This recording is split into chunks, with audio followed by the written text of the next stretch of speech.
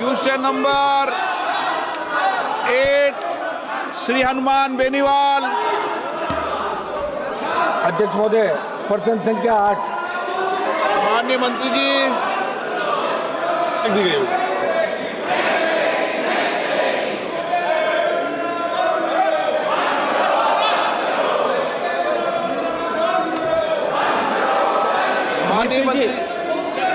माननीय मंत्री जी question number 8 बोल दिया। Question number honourable member please. अध्यक्ष महोदय, राजस्थान सहित देश के अन्य राज्यों में किसानों के कर्ज माफी संबंधी मेरा सवाल है।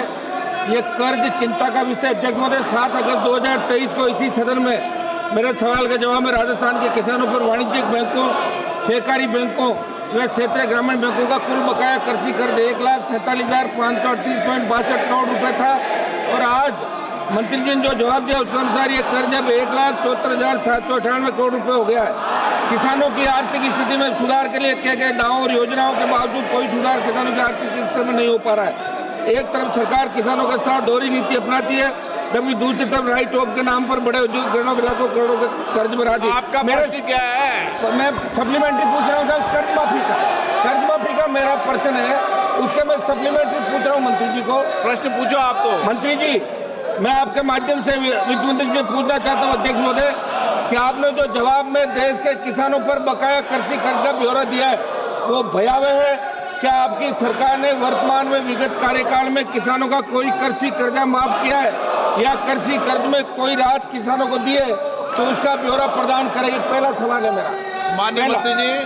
माननीय अध्यक्ष जी, जो माननीय सदस्य पूछ रहे हैं ऑलरेडी वो सभा के बटन पे रखा हुआ है, फिर भी मैं माननीय सदस्य को बताना चाहता हूँ अध्यक्ष महोदय कि माननीय प्रधानमंत्री जी के नेतृत्व में भारत सरकार किसानों के हितों की रक्षा के लिए पूर्ण तरीके से प्रतिबद्ध है और 2014 से अब तक सरकार ने किसानों के हित की रक्षा के लिए तमाम प्रयास किया है।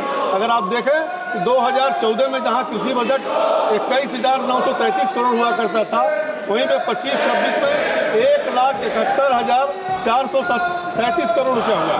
और वहीं पर देखें अगर जहाँ कर्ज माफी की बात करते हैं, किसान सम्मान निधि के माध्यम से अगर देखें तो 10 सालों में 3.46 लाख करोड़ रुपए का लोगों को सहायता प्रदान की गई है। वहीं पे उर्वरक की सब्सिडी हम दे रहे हैं, उन्नत बीजों के विकास की हम व्यवस्था कर रहे हैं।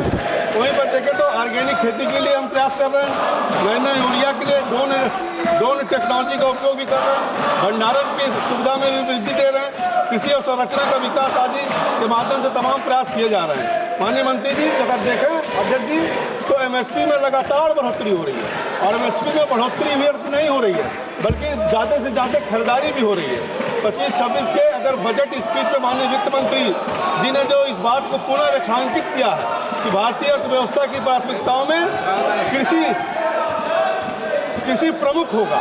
बजट 25-26 में अन्य कृषि योजनाओं के साथ साथ पीएम धन योजना के माध्यम से कम उत्पादन वाले 100 जिलों को फोकस में रखा जाएगा, जिसमें 1.7 करोड़ किसान लाभान्वित होंगे। इस प्रकार हमारी सरकार कृषि की लागत कम करने से लेकर उत्पादन उचित मूल्य दिलाने के लिए सभी सार्थक प्रयास कर रही है। मेरा दूसरा मरने वालों की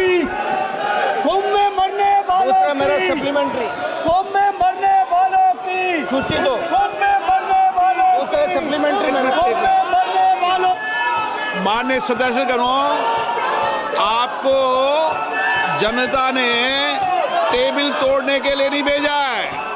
आप पहली बार चुन के आए हो। टेबल तोड़ने के लिए नहीं भेजा आपने। टेबल तोड़ने के लिए भेजा है क्या आपको कि चर्चा के लिए भेजा है? यहाँ पर हनुमान बेनीवाल जी। अध्यक्ष महोदय, मैं मंत्री जी से आपकी माध्यम से पूछना चाहूंगा कि क्या सरकार किसानों की आर्थिक स्थिति को सशक्त करवाने के लिए राजस्थान सहित देश के किसानों पर बढ़ती ऋणग्रस्त वित्तीय संकट का आकलन करवा के किसानों का संपूर्ण कृषि ऋण माफ करने की योजना पर कोई विचार रखती है? यदि हाँ तो कब तक, यदि नहीं तो क्यों? कारण सहित बताने का कष्ट करें, क्योंकि देश का किसान कर्ज माफी पर सरकार की मंशा को जानना चाहता है। अध्यक्ष महोदय, ये बताएं कि किसान का कर्जा माफ होगा या नहीं होगा? ये बताओ ना, राजस्थान में कौन सी सरकार ने कर्जा माफी की बात की थी, बताया करो ना आप। चलो